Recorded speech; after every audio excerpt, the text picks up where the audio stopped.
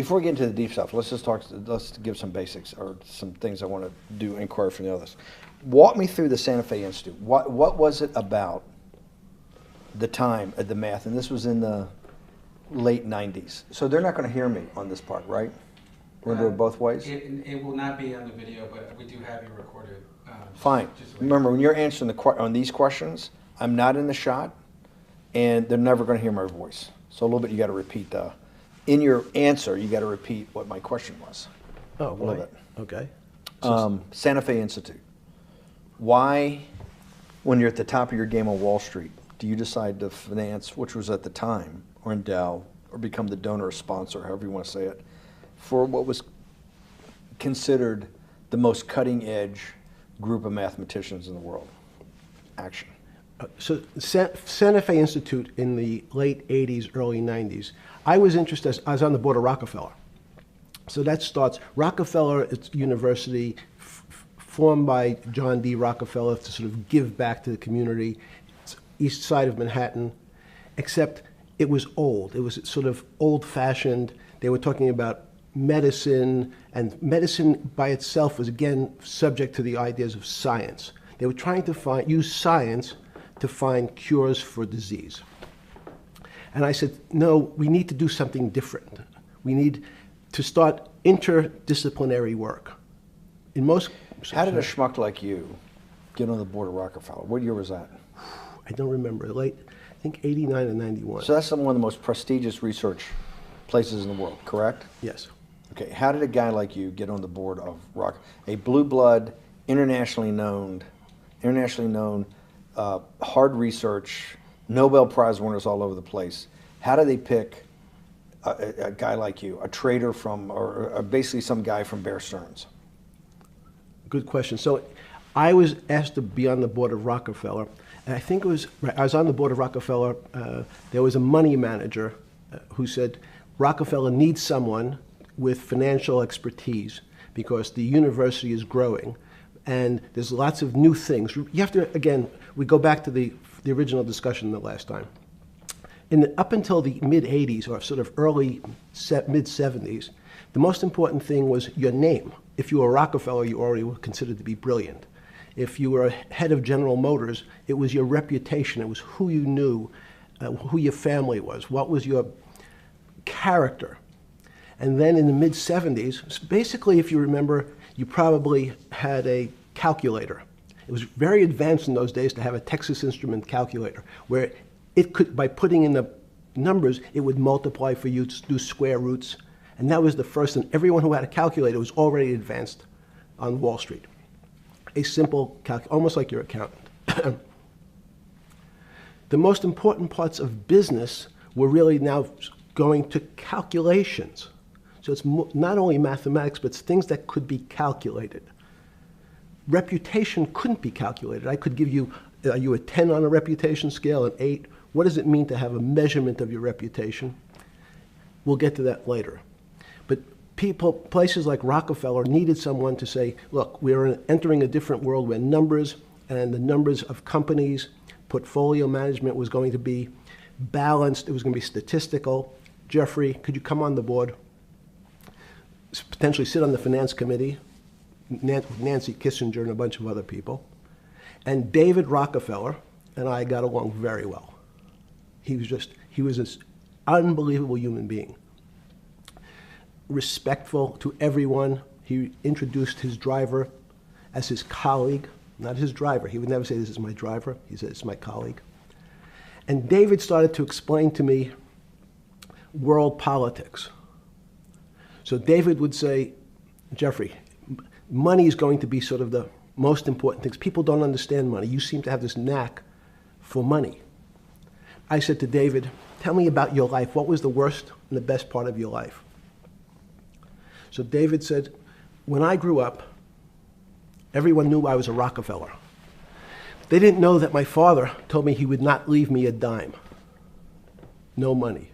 But every time we went out to eat, me and my 5 friends in school, they would leave me the bill. They would expect me to pick up the check because I was a Rockefeller. And he said, I was chairman of Chase Bank. And he said, I remember like it was yesterday, one of the headlines in Time magazine said, David please fire yourself. So he thought that there was a world that existed that would be a combination of both politics and business and leadership. What do I mean? He formed something called the Trilateral Commission. The Trilateral Commission is some spooky stuff. People said it was something, the Illuminati, there's some mystery about it, people that ran the world. It was politicians, but David said most countries, the politicians get elected for 4 years or 8 years, separate from the royal families in England or in the Middle East. Someone's there for 4 years and then they're not there anymore. The most important people to have stability and consistency would be businessmen. So he formed this Trilateral Commission of businessmen and politicians from 3 major continents. So it was the North Americans, the Europeans, and the Asians. So he said to me, would you like to be on the Trilateral Commission? Now, I was 30 years old, 32 years old. I said, great. And he said, well, you have to fill out this application so they have your bio. And I looked at the list of people, and it was Bill Clinton, former president of the United States, Paul Volcker, every great leader in America, the Asians, the Japanese, and with a very long description of their history. And they asked me to fill in what I would like to have written. And I wrote Jeffrey Epstein, comma, just a good kid, which I thought was funny, nobody else did. So to answer to your question, at that time I recognized around the world that monies and currencies were not really well understood. But again, it was only numbers. So numbers, and I'll get to the fact that it was bad thinking. Numbers are very good. Are most people that you meet, even on a Trilateral Commission, when you meet most people, do you find most leaders financially illiterate, economically illiterate? Most political leaders don't come out of a background of finance. Most political leaders come out of a background of being popular. So in some of the countries, in some of the African countries, for example, they might have been a military person. They were a general. In some of the African countries, they might have been a disc jockey. Or in our country, they would have been an actor. The knowledge of money they don't have expertise, they have no degrees in finance. They really, and this is one of the major problems, their expertise, if they have any financial knowledge, is of their own checking account or bank account and filling in their own taxes.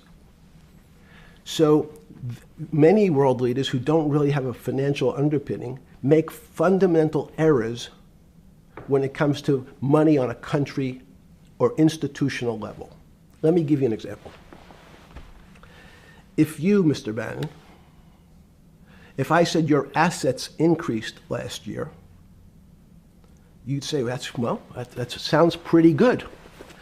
And I'd say, what does that mean to you? You'd say, well, I have more money. I guess I'm wealthier. I'd say yes. And if your debt increased, would you feel wealthier or poorer? You'd say, well, I don't want to have increased debt. I don't like the idea of that sound, increased debt. Now, that and world leaders understand when their assets go up, they feel better. However, institutions like banks, things that people don't really understand are financial underpinnings of banks. When I say your bank, Mr. Bannon, you have the Bannon Bank, you doubled your assets. Sounds good, but what does it really mean? It means people owe you more money. You don't have any money, more money. What? Yeah. A bank's assets are how much it is owed by other people. That's crazy. So if the bank goes from $2 billion of assets to $10 billion, it means people owe it an additional $8 billion, but their assets have gone up. So the terminology of assets and liabilities is different for banks. It's not natural. And what most people, and you ask questions about world leaders, there's many people, I think your old boss Mercer understood, there's a fundamental part of money which is called fractionalized banking.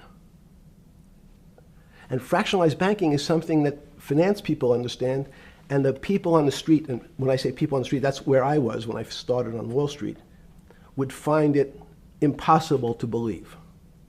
Impossible. Why? Bannon Bank, I give you $1, just one single dollar. In our system of banking, I would say, okay, Steve, I gave you $1. How much could you lend out to your friends? And your natural reaction would be probably something less than $1 because I want to keep something in my pocket. The way our system works is if you as a bank are holding my dollar, you can lend out an additional $8 or $9. No, it's impossible. I only have $1, Jeffrey. We have something called fractionalized reserves, which is if you have 1, you can lend out 9. That's the way our system works. And so not only do world leaders not understand banking, but the man on the street, my father who worked in the park department, it would be beyond his imagination that people could lend out more money than they actually had in their pocket. Next question. But how did this, in understanding that, when you get on something like the Trilateral Commission, you're on the board at Rockefeller, which is the most advanced research. You get brought into the Trilateral, which is the elite of the elite. How, since you're only at that time 30-something years old. 8 years from teaching at Dalton, right? You're a Dalton. No, 10 years. 10 years right. teaching at Dalton. Yes. Walk us through. I mean, put us in the room. Walk me through exactly what it felt like. What it felt like being on the board at Rockefeller. You got these Nobel laureates, and you're sitting there making decisions, and you start to meet these people at Rockefeller. Now you start to meet these people at the Trilateral Commission. What did it feel like? It's a great question. So what did it feel That's like? what I'm in the business of asking. Yeah. What did it feel like meeting some of these people like Kissinger or Rockefeller? And those were two extraordinary people. But in general, I think the question, the people on Wall Street, I tell the story, the first day, one of the first days when I was in Wall Street, someone said to me, would you like to buy ATV? And I was looking in the brochure and I couldn't figure out what stock had a symbol of ATV. And when I finally said, well, I can't find it. And they said, what's the matter with you? Do you want to buy ATV? Which is, he was selling hot televisions, stolen televisions from the floor of the American Stock Exchange, referred to in common parlance as the televisions fell off the truck. So I knew what that phrase meant from Coney Island. But what I found was most people, be it in business, in normal life, or in the world leaders, don't really understand money. It is something they think about. They have a sense of what it is. They certainly want more of it. But they also make statements like, we want more money, but we don't want more debt, which just shows a misunderstanding of what money at its core really is. So most people don't, they want to make it, they want to save it, but to understand it intimately is not a normal characteristic. At the first Trilateral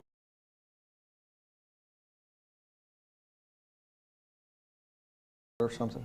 Yeah, good. You're good. Just give me approximate. You joined the Trilateral I Commission. think it might be And we'll be able to show we'll pull down the chart of where your name was, but just give me roughly when it was. I think it could be 90. I don't remember. Okay. Let's Sorry. say early 90s. Yes. When you got on the Trilateral Commission and had the first, do you remember where the first meeting was? It was in Tokyo. In Tokyo. And at what hotel? I would like to say the Hilton, but it's probably not. And it's a 3-day, 4-day? Give me some Three-day event, and it walk me was through the whole thing. Speeches. It starts with a dinner. Just walk me through it. It was boring. You couldn't possibly think it was boring. It's bullshit. It was boring. You had to be stars in your eyes. No. Did you fly over privately? Yes, but it wasn't my plane. So it didn't count? No. You fly over. Yes. And it was who were the first, like when you first met those leaders, you had to be wowed. No. You're 10 years out of Coney Island. No, I'm not wowed by people of position. I'm wowed by people of great ideas. And I don't care if it's the bus driver. I don't care if it's the student I had who has teeth coming out Well, every these direction. guys have to have great ideas. They're the leaders of the three great continents of the world: North America, Europe, and Japan. No, many of these world leaders become world leaders because they're popular and they were able to get votes, or they were able to convince people to vote for them. I learned later. Many of them were just good at what they did in terms of politics. Remember, world leaders are politicians in general. They're not scientists, they're not intellectuals, they're not great thinkers, they're great politicians. At the first Trilateral Commission meeting that you remember in Tokyo, sometime in the early 90s, do you remember what were the big issues of the day that they were talking about, and what did you think about it? Yeah, in fact, it was funny because they were talking about inflation, and they were worried that what would happen, how do you control inflation? And as a mathematician, I didn't understand the concept. I don't understand the concept today. How's that possible? Well, when you talk about most things to do with money, money is meant to be local. It's US dollars. Then I understand what it means. If inflation, it means my dollar today inflates, and it doesn't buy as much as it did a couple of years ago. The prices go up. I don't have it seems that everything is great, but in fact my dollar is shrinking in value. If you, and you're the financial genius here. I'm just a lowly M&A guy. Sure. If you let me finish the thought. Go ahead. So if you're in America, you can feel inflation. Your salary's gone up, but you can't buy the same car. In fact, it starts to feel weird because the value. That's why I wanted to ask the question. This is my point. Sure. The people who live and breathe this, the central banks, have been haunted by the specter of inflation since the late 70s. Yes. First off, tell our audience, how did that happen? The two great financial events in the 20th century, I'm not going to get to the 21st, were the Great Inflation in Europe after World War I, the Great Depression, the hyperinflation in Germany that led to the rise of Hitler, and then this inflation in the mid-70s. Before you go to explain inflation, why is the specter of inflation always the central thing in central bankers' minds? Because it goes back to the first concept I said, the weird concept of fractionalized reserves. The system is not well understood. And most systems, in fact, are not well understood. We don't know how our digestive system. Stop. This is impossible. I understand. This is impossible. The world banking system, the world currency system, the world monetary system has to be so well understood by the Greenspans of the world and the Bernankes of the world and you, right? The currency traders, the guys making billion-dollar bets every day. The legendary guy on Wall Street in the late 90s, Salomon Brothers. Lou Ranieri? No, the guy that wrote the money. Michael Lewis? Liar's Poker? Yeah, Liar's Poker. Who's that about? That great trader. Lou Ranieri. No, it wasn't Lou, the guy that ran the desk. That eventually ran the hedge fund that went long-term capital. Ah, yes. I don't remember. Who's the guy? I want to say, I don't remember. Yeah. I'm sorry. Lou Ranieri is big, but those guys have to understand the system perfectly. No, they don't understand the system. They understand the local part of the system. So, for example, why is not only inflation, most bankers are terrified if the public understood that the bank really doesn't have their money at any one time.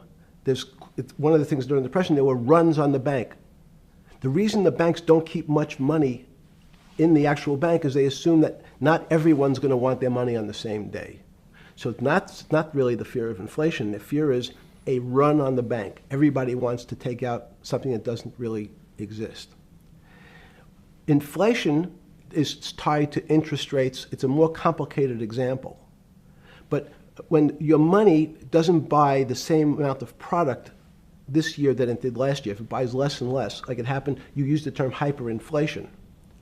There's certain countries that are not managed well, like in Africa at the current, A $100 billion bill, $100 billion bill in Zimbabwe is worth 1 American cent. That's the perfect example of hyperinflation. It goes up, it doubles every day. So people are afraid that their value in the system starts to break down. But so if I said to you, does your doctor understand your body system? You'd say, well, I hope so, because I want him to keep me healthy. But you could have a kidney infection, you could have a heart attack, you could have a broken knee. There's lots of pieces of this system. And in fact, when you ask the question, very few doctors understand your entire body. There's a specialist for your knee, there's a specialist for your polynoidal cyst, there's a specialist for your head, and now we have specialists in different areas. So and I'm going to get to your first question about Santa Fe Institute. The world economy and your body are both comprised of little systems interacting with each other and making one big system. This is what's stunning for all the little guys out there, the populist movement, the little guys that haven't had a pay raise in 30 years. They think that these elites, have everything. The guys in the room making the decisions, the party at Davos guys.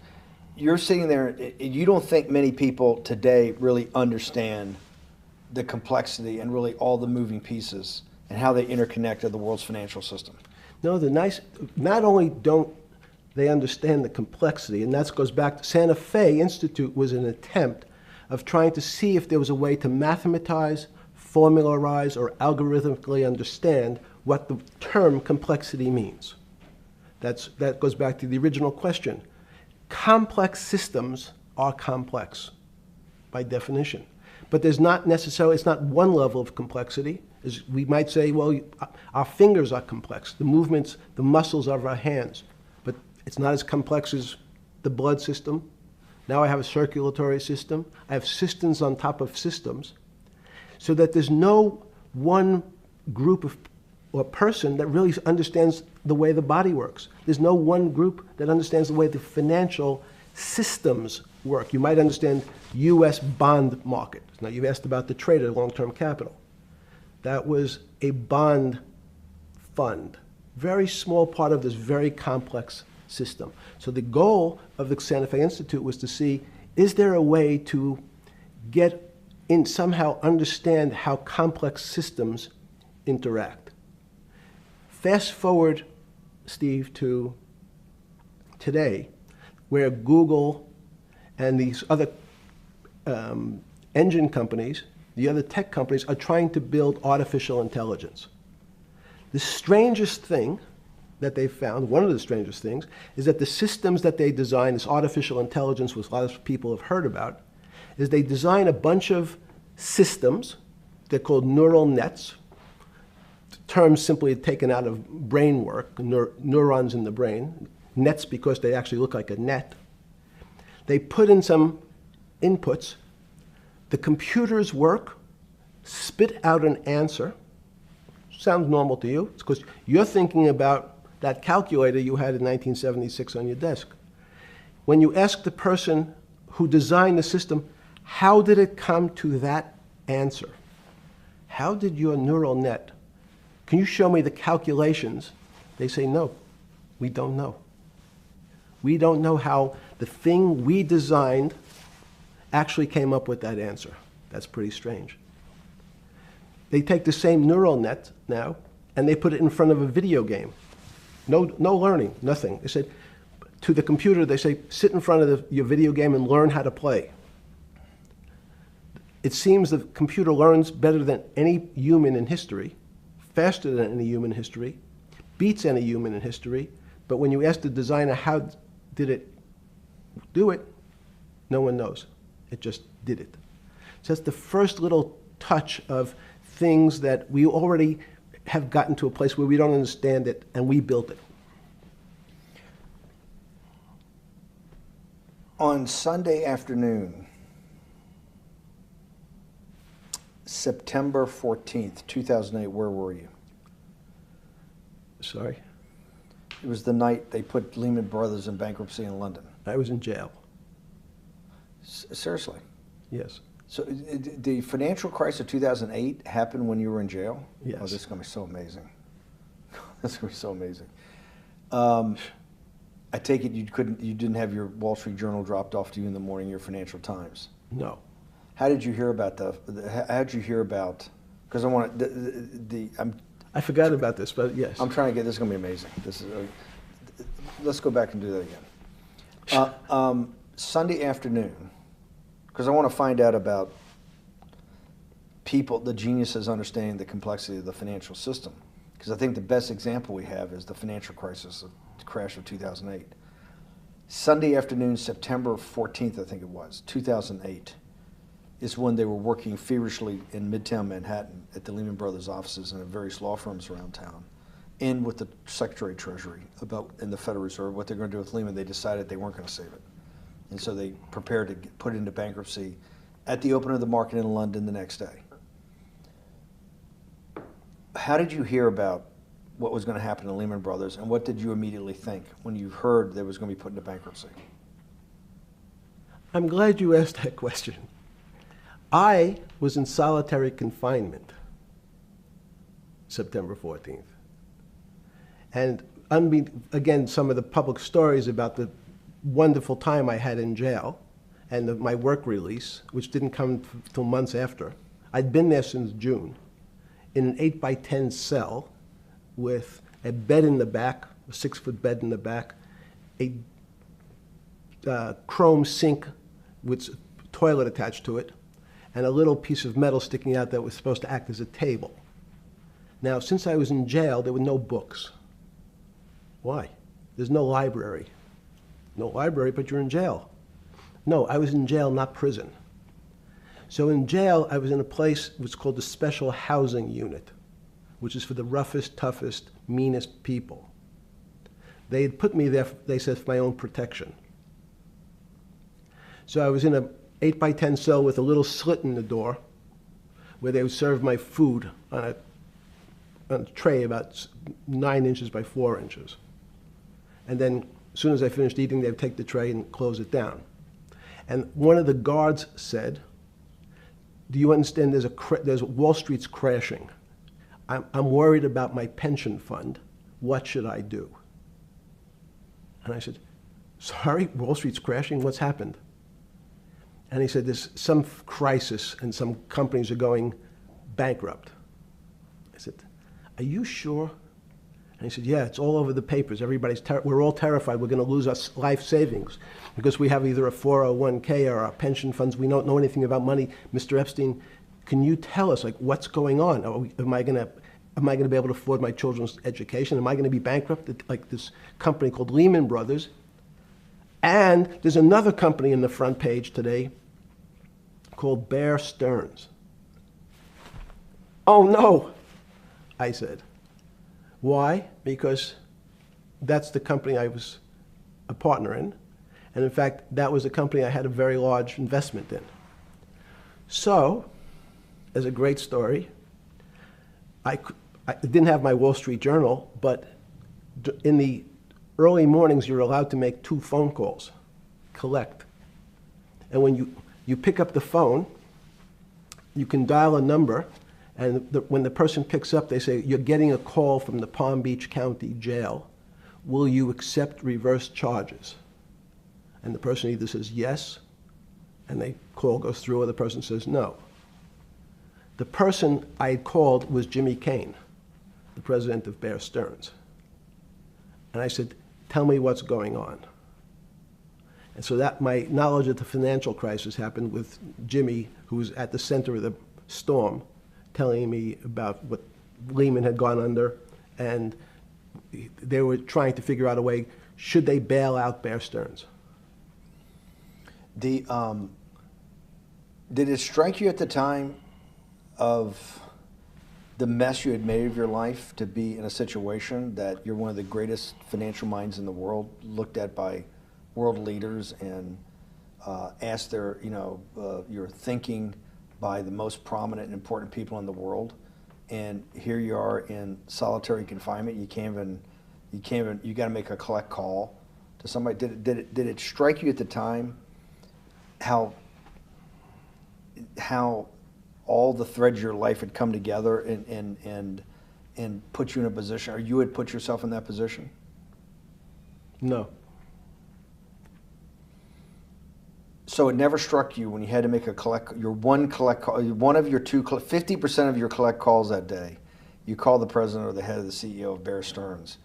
The biggest financial event in your life is taking place, of which one, every important person in the world would be seeking your opinion. Number two would be a once-in-a-lifetime opportunity to apply your craft. Number three, it would be a once-in-a-lifetime opportunity to make money if you were smart, and obviously you're smart. You're telling me here, truthfully, that it never hit you at all of how you'd ended up in a place where you had to make a collect phone call from a jail cell that was 6x9 with a steel bed and your food being passed in through a slot. The question you want to ask is, who was the other call to? Okay. Who was the other call to? The other call was to my friend at J.P. Morgan, who was then, I didn't know it at the time, trying to buy Bear Stearns. So at one point, I had two phones. It was difficult because they're afraid people are going to hang themselves with the phone cord. So they don't actually come together and they're pretty short. So I was actually going between two phones talking to Bear Stearns and J.P. Morgan at the same time. So I found it amusing. And it never struck you about how to end up in a situation like this? No, that would be probably means I would be too self-aware. You can't possibly expect me to believe this. I know. I don't believe it. It's no. Even You're telling me that during that day, you never had a moment.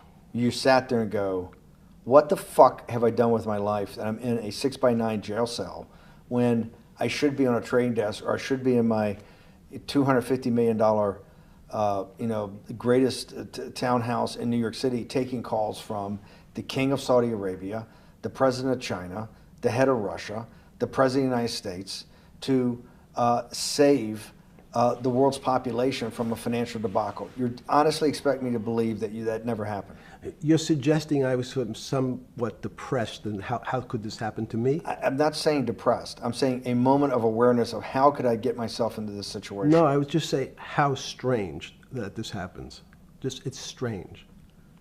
I'm wearing a jumpsuit and flip-flops. What color was the jumpsuit? Brown. Brown. Brown jumpsuit. Yes. I notice I don't see you in a lot of brown. No. Brown jumpsuit and flip-flops. Flip-flops, yes. With no access to books, no access to newspapers, No access to anything. You had lived on information. Except my Almond Joy bars. I had extra Almond Joy bars. Did you eat Almond Joy bars and things like that because you're afraid of what the cooks did to your food? Yes. Is that because of that you were in for the crimes that you were in for? No, it was just in fact, I was. Is it because you're wealthy? Yes. How did you know that? Well, people would constantly come if I was passing by or have to go for my medical. People would either ask to borrow money or make some other types of comments about. In the beginning, what were the comments? At the beginning, what were the comments? It serves you fucking rich guys right that you're here next to me. There was nothing about your crimes. No. So all this rumor you hear all the time about people in prison that commit the type of crimes you commit, you're saying in your personal thing is not true. No. It was all because you were rich. Yes. And it was all because they wanted to borrow money. Or get advice. Yes. What, they get advice to go long? Yes. You're telling me is this time to buy? You're telling me in solitary confinement they're interested in going long? Yeah. They want to know what does that say about human nature? Well, what I think the people find, one of the reasons they wanted to keep me in solitary confinement was they're afraid that everybody would want to know which stocks to buy. But what happened was, after this crisis, now it's on the front page of every newspaper. I don't want to lose this day. Sorry. When you first heard that, was it Bear Stearns had been kicked into bankruptcy, 6 months before? No, this is the same time. This is part of the same deal. I thought no. Bear Stearns, they saved Bear Stearns and didn't save Lehman Brothers. That's right. it. They 6 let months Lehman- before they had bailed out Bear Stearns. But Bear Stearns was still a zombie, A shell of its former a self. former self. But they had, quote unquote, saved it. They admit, why did they make the decision in your mind? Why did Hank Paulson and Bernanke, what's this concept of moral hazard?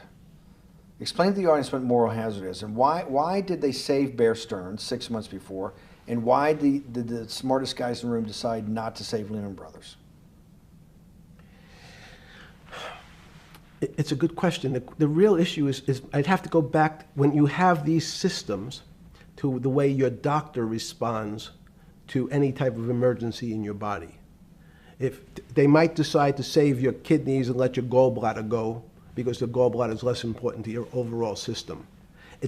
People, if at that time, even it's not that long ago, the boogeyman was when said, well, what really happened? Jeffrey, what really happened? What is this financial crisis? And, some of the progressives and the right wing blame it on the banks. It was the banks' fault.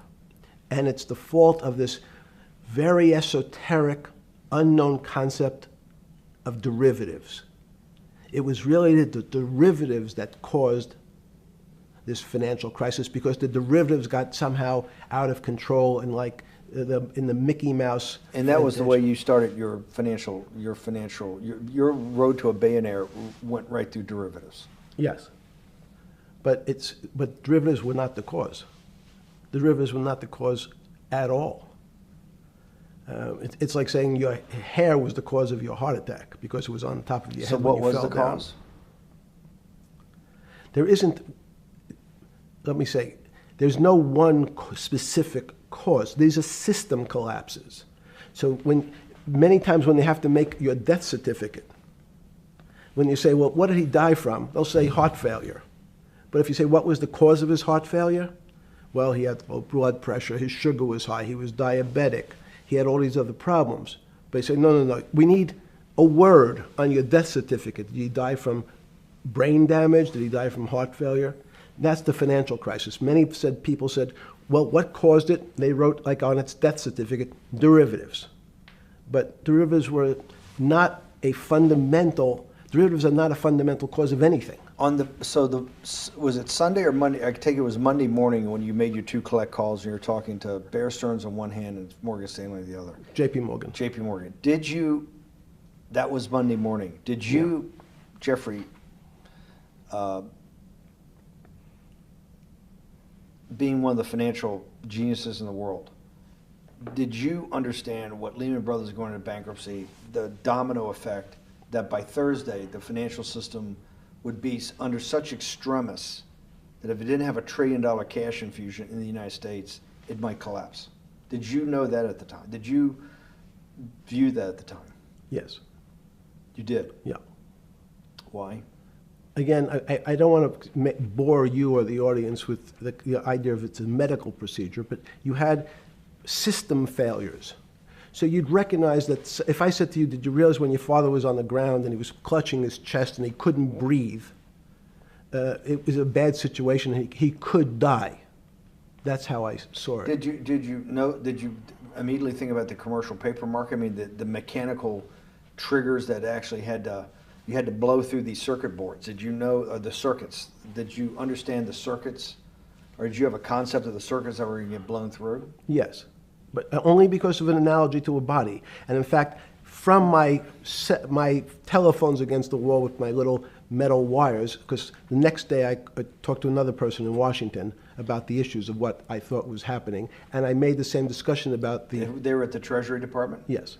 So in a 6x9 cell in... The phones were outside the cell. In Palm Beach County, California? West Palm Beach, Florida. West Palm Beach, Florida. This was your juice diet. West Palm Beach, Florida.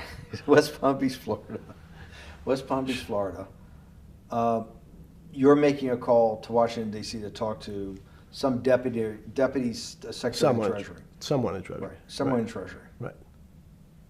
And that does not, the night before you go to bed, it doesn't dawn on you at all. You never have a moment of self-reflection that, how did I end up on this metal cot when I should be at the center of things? No, I had a telephone. So I said, I can talk to, it makes no difference where I am, in fact. I'm still talking to the same person if I was at my home in Palm Beach. But I'm the here in difference your jail. home in Palm Beach. I can dial my that's a own phone. That's bullshit. No, but you can also make 1,000 phone calls. Here you got to make one, and he's got to take. Think the how much charges. better that was. I had to decide who was the right person to call. That was unusual for me, because I would have called 20 people And before. what was the advice you gave him? I said, you have a sick patient, and it's very much like a sick patient in the emergency room. You can't think about it like your car. People in normal walks of life think about money and things as a machine. And unfortunately, so if your car breaks, cars are always easy to fix. My jets, my cars, if it breaks, I know it can be fixed because it simply follows the same pattern. If this part breaks, you replace the part and the thing works again. People and the financial system are not machines. They can't be fixed the same way. You can't simply take out put some more juice into the commercial paper market, and that's like replacing the carburetor on the car. It's much more, I have a patient who can't breathe, has a stomach problem, can't see, looks bleeding at the same time. What do I do first? I have to think about it as a system. Where's the most logical place? What's the most dangerous place? If your heart stopped, we have to start your heart again. In the equivalent to the money market, why do I have to start your heart again? I need to get your blood flowing. If your blood stops, you're dead. If liquidity, which is the equivalent of blood in the financial system, dries up. Once liquidity is basically cash, putting cash into the Forget system. about what it is. Okay. Liquidity is liquidity. It allows the system, it's the blood of the system. You need to pump blood hard into the body of the economy to keep it flowing. And if you, especially when you're worried about someone dying, you're not going to be worried about the niceties of, well, you got the shirt dirty and there was some damage. Pumping that blood, keep that heart When you pumping talked to the person in Treasury on Tuesday, the 16th, did you get a feeling as you were sitting in your 6x9 jail cell in West Palm Beach, Florida, that they were on top of things? No, you can't. It's impossible to be on top of things. There's no such thing. It's, again, the doctor watching the patient die. You hopefully have some confidence that he's seen it before. He recognizes that there are some steps he has to take first before he bandages the guy's finger or worries about what shoes he has on. So you hope that the people in charge, your doctors who are working on the emergency patient, have enough experience and, frankly, judgment to try to keep the patient alive. Did you think that they had those things, patience and judgment? They had pretty good judgment, and you needed a lot of luck, just like in the dead patient. You need to, hopefully you put that blood in and it's not too late. And you make some mistakes, but you have to know you're going to have to give it a shock. In the run-up to the September crash of 2008, Yeah. I guess you weren't occupied with finance. That whole summer, how long had you been in jail? Went to jail June 30th. So the entire summer. Yes. Before you went into jail, you were still very active in the financial markets. Yes. When I say active, you trade currencies every day, you trade stocks every day. When people, I don't do any. someone like you, or you give advice to people to trade stocks or trade currencies. I don't trade every day. I think that's, like Woody Allen said, you can't beat the bank. So I try to pick my spots. George Soros picked his spot when the pound collapsed. This would have been a great money-making opportunity that passed me by when I was in jail, but that's not how I think. In the run-up to that, in the spring of 2008, that's when Bear Stearns got in problems, I think, in the spring of 2008, and they decided to bail it out.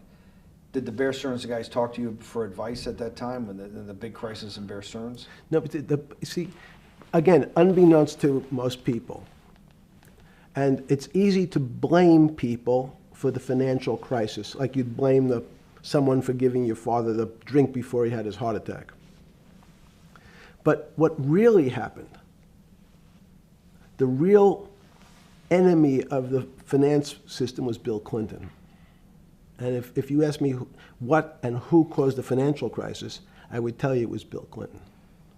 Because of what Bob Rubin and he did to deregulate the financial system? No. Because as of the last time we had our 60-minute interview, you talked to me about home ownership. and you asked me whether everyone should own a home. And I told you, no, it's too risky. So the financial collapse of 2008 is because of hardworking African Americans, Hispanics, and whites who wanted to have a ownership stake in the society that all rests on their shoulders. They're the culprits. No, not at all. Okay, then I didn't say they were the culprits. I was pretty clear it was Bill Clinton. Okay. Why was it Bill Clinton? Because Bill Clinton wanted to get votes from those people. And he sold them the idea that instead of renting in a house, and historically the values of houses have gone up, and he said, you guys in these local communities who haven't been able to afford a house before, I'm going to show you a way. I'm going to give you a way because I'm sure I'll get your vote that you can own a house because I want your vote. So what we're going to do is I'm going to let you buy a house, Mr. Bannon, when you really, you're right on the border, maybe, or not even on the border. Your credit is not good. Okay, let's be honest. And it's not my fault, it's not Bill Clinton's fault, but if whatever happens, at the moment your credit score or whatever it is, your credit's not good. Now, normally, you come to me and want to borrow money, I'm a bank, and I say, I'm sorry, Mr. Bannon, I can't lend you money because your credit score is not up to where it needs to be. Hopefully, if you work harder and clean up some of your problems, it will be. But no, what I say to you is, I'm going to figure out a way to lend you, not give you. I'm going to lend you money anyway, though you don't have a good credit score.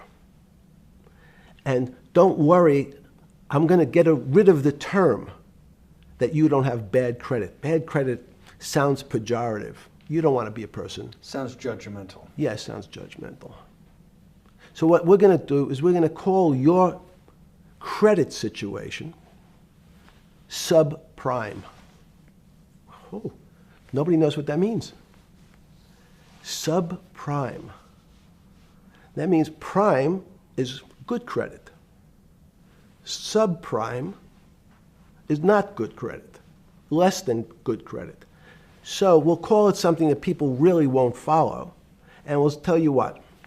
We're going to have people lend you money, though you are a subprime borrower, and I will figure out some government agencies to guarantee your loan, though I don't think you're a good risk. So the banks say, no, no, no, we don't want, initially, the bank said, sorry, this is too risky, Mr. President, for us. We're in the business of managing risk. It's not our money. It's the hard-working people's money sitting in our bank. We can't lend to people whose credit is not prime. You're asking us to lend to people who are subprime.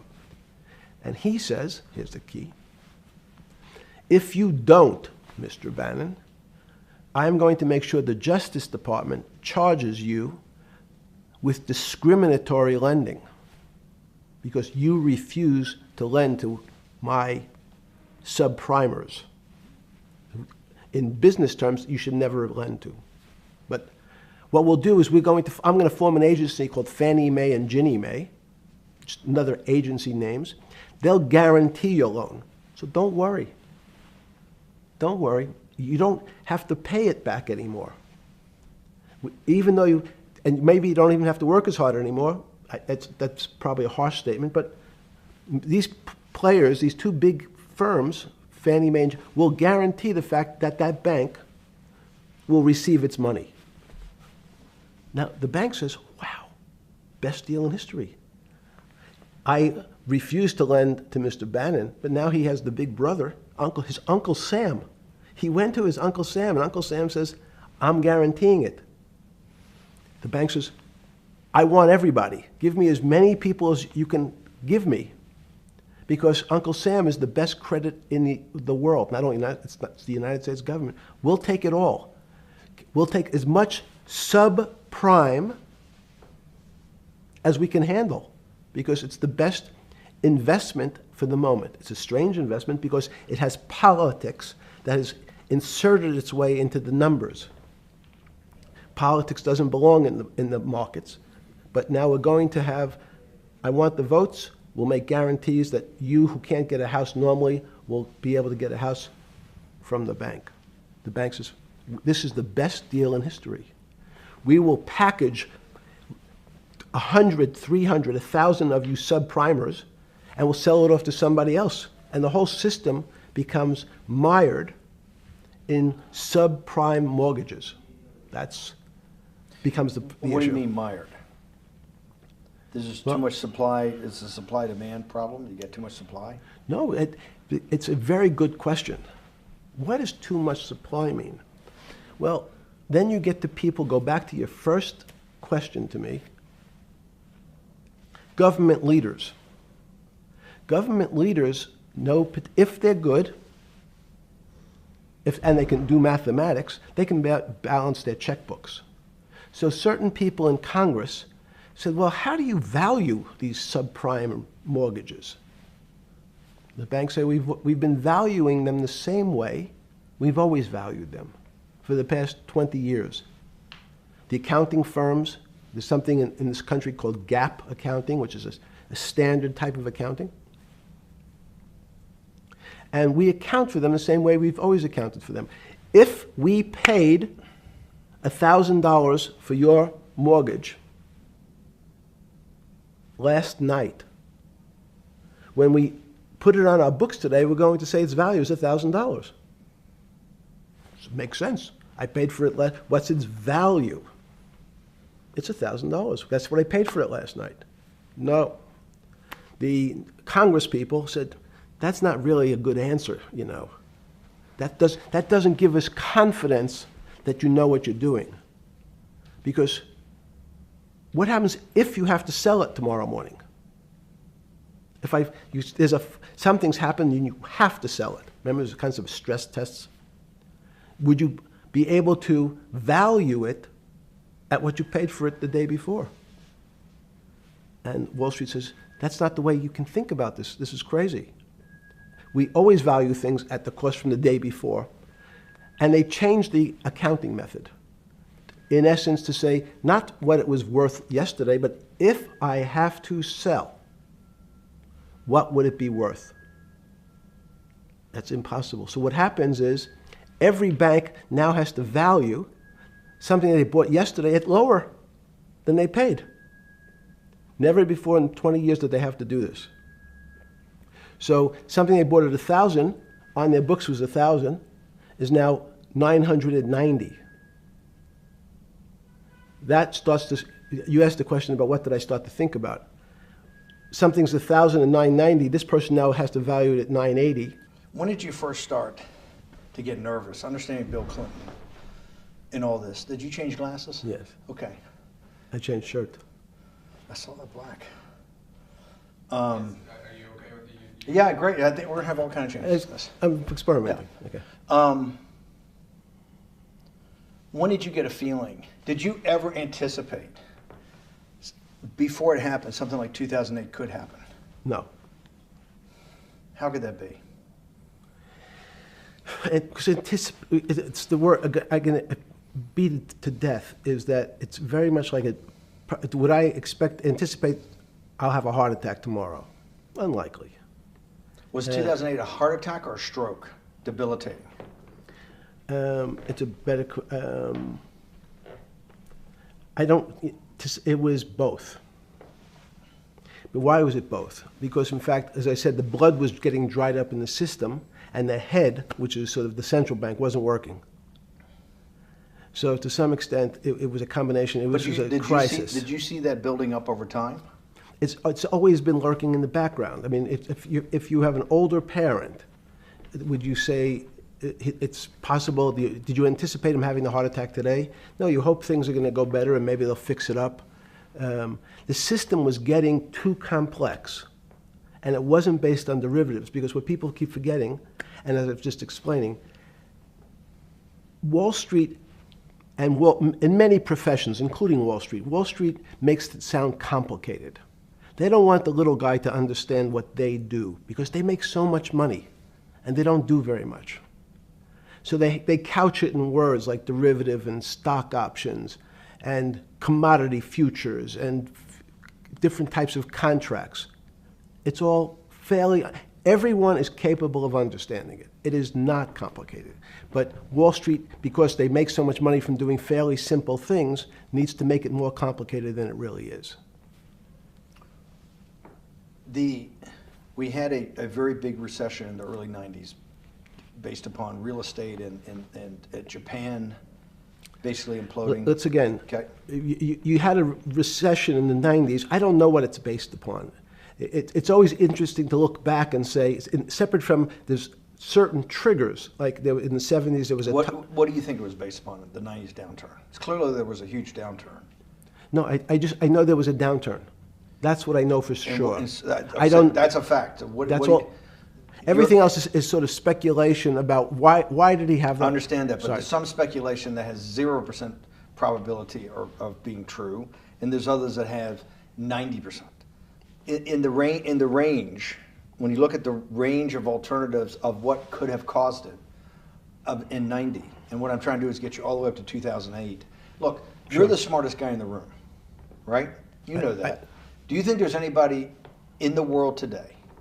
Oops, this is going to be a bad question. No, but do you think anybody in the world today, the Alan Greenspans, the Bernankes, is there any central banker you know, any partner of any Wall Street firm, any guy running a trading desk, and I would take it that would be, or anybody at a Larry Fink at BlackRock, Steve Schwartzman at Blackstone, the top 100 financial guys, and let's throw in a couple of Nobel economists, and let's throw in the best professors at Wharton, at Harvard, at Stanford. Do you think that there's anybody that understands money or understands the world's financial system as good as you? There must be. But it doesn't come to the top of the head. No. Okay, fine. Now I've gotten that, let's go back to 1990. In that arc from the fall of the Berlin Wall to 2008. Good. We started with the implosion in Tokyo of the Japanese economy, Japanese financial markets. We had the huge run-up in internet stocks, right? We had the implosion of that in 2000. The bankruptcy of Drexel Burnham in 90. Mm-hmm. Implosion of Japan, huge run-up in equity markets for the internet, implosion of the internet in 2000, 10 years later roughly. Mm-hmm. And then this run-up through the Iraq War and all that, the run-up to 2008. Every 10 years, it seems like, we're in some sort of 10 years before the 1990s was the 70s. You sound like an astrologer. Okay. And not a finance person. You're supposed to be a mathematician. It just seems to me a pattern of every 10 years. That's misleading. That's exactly right. Okay. Because people like to see patterns. People like to see patterns where there are none. So a pattern of a financial crisis every 10 years is just in my mind. Yes. Long-term capital that had to be bailed out back in the late 90s when everybody panicked. And that wasn't that bailout today would look small, and it was $5 billion or was $30 billion. Businesses fail all the time. But long-term capital, the Federal Reserve stepped in. But I'm saying people go bad. Things go bad all the time. Yes, you're correct. The audience that's watching this, the little guys, they go bankrupt all the time and nobody gives a shit. You know why? They're a little guy. But when long-term capital management goes bankrupt, or Bear Stearns goes bankrupt, or Lehman Brothers goes bankrupt, people care because it's an unfair characterization. Why do you say that? Because again, it's the complexity of the situation. If you think about you have a complex system. You have your body. Now, in fact, the little guy is my finger. This is. And Bear Stearns is your heart. That's correct. The banking system's my heart. The system, I can't risk because remember, it's not only my... You haven't been able to name... Hang on. You haven't... Hang on. I was trying to hang... I wanted to see if the hang on worked. No, you haven't been able... You're not good enough yet. You're like junior wizard trying to do it. You haven't... Yes. I'll say, since we can't name another guy that's as good as you, there may be a couple out there. You're not bragging. You're humble. It had to be sometime. Please tell me there was some time before you went to jail and basically got cut off from daily information in the summer of 2008, that you started to get very nervous that this complex system, that something was deeply wrong? Okay, first, let's go back. When I say no one understands the system better than I do, it doesn't mean I You always understand. sound like a doctor. You're afraid he's going to get sued for giving a thing. Yes, you're not, no. you're No, not no, taking no. on any liability. There's no contingent Yes. liability here for Yeah, your no, answers. no, no. But the word understand is the problem. Okay. I don't understand the system. So I don't understand the financial Will you system. please stop? You cannot sit here and Yeah, tell no, me. no. What we just went through, I'll go through again. The hedge fund managers, the money managers, the central bankers, the commercial bankers, the heads of the investment banks, the heads of all the trading desks, the top economists, and I'll throw in the business school lecturers at Stanford. Of all the top 200, 250, you can't name at the top of your head the guys are at least at your level. You have to understand it somewhat. No. Sorry. We all don't understand it. No one understands it. It's a miracle. It's that's part of the problem. It's impossible to understand. That word understand simply means if this happens here, that will happen there. It's predictable. Understanding means it's predictable. It's not predictable. That's the problem. It's in complex systems, that was the fascination. Is there a way to tease out some level of predictability? So even No, in in the fact, spring- you would ask the question, it's a great question, which was it a stroke or a heart attack? Now, most people don't know that before they were going to have a stroke, they had a stroke. They just have a stroke. Do they understand why? In hindsight, you go back and you can make lots of explanations. It might sound good, and if you're talking to the working man, you're using language that he'll never understand. It's complex, so he, just like going to his doctor, he says he has a gastrointestinal problem, or he has diverticulitis, as opposed to saying, you had a stomach ache, you ate bad food.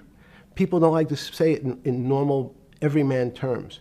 The system had a stroke, and we don't know why. But you just, okay. Okay. Hardworking people, and there's a great social benefit, would you not agree, with having people having ownership in the system? When you say ownership in the system, it doesn't mean. Let's start over. Okay. So flip Sorry. over your phone too, because Yes. I don't want anyone to see Yes. it on your phone. So maybe flip it down or something. Yeah, yeah. Yeah, who knows what the fuck comes up with that phone? That's correct. We don't want to send you. KSA. I can't not believe I've got the magic moment when you're in fucking prison or jail, wherever the fuck it is, It's in crazy. solitary. Now, there's a funny part to that we missed, which is So said. go ahead, tell it. The What's funny that? part is Yeah. what you asked me. Is there anything funnier than that? No, no. For black humor, it's I don't make any black comments. Sorry. You asked me what I was wearing. That's right. You're too wrapped up in the Me Too movement. Yes. So I was wearing a brown jumper and a brown pair of pants given to me by the jail with the word trustee on the back. Because you had qualified to be a trustee? Well, the funny part was it was spelled Trusty. So I wasn't really sure.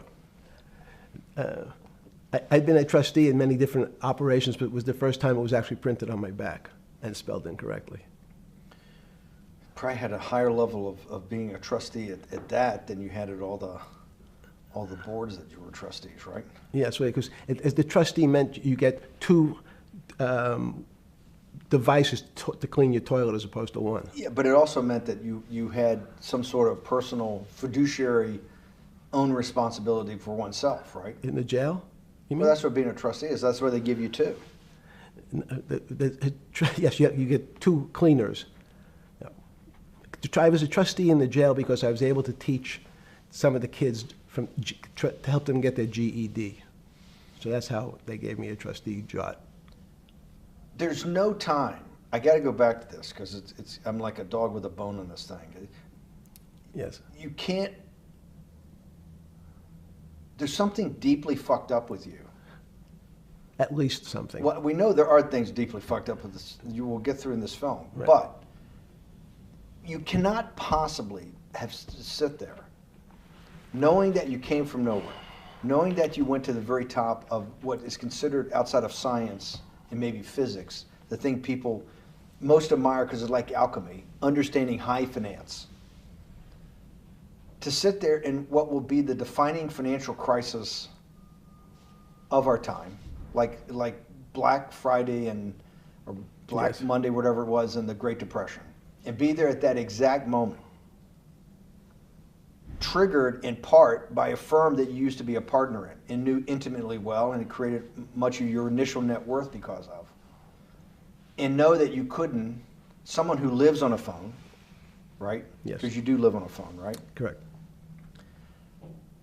You had to make just 2 collect calls. You cannot tell me sometime during that day you did not have that conversation with yourself of how the fuck did I do this to myself to put myself in West Palm Beach in a 6x9 cell with a metal fucking bed with a brown shirt that said trustee spelled wrong.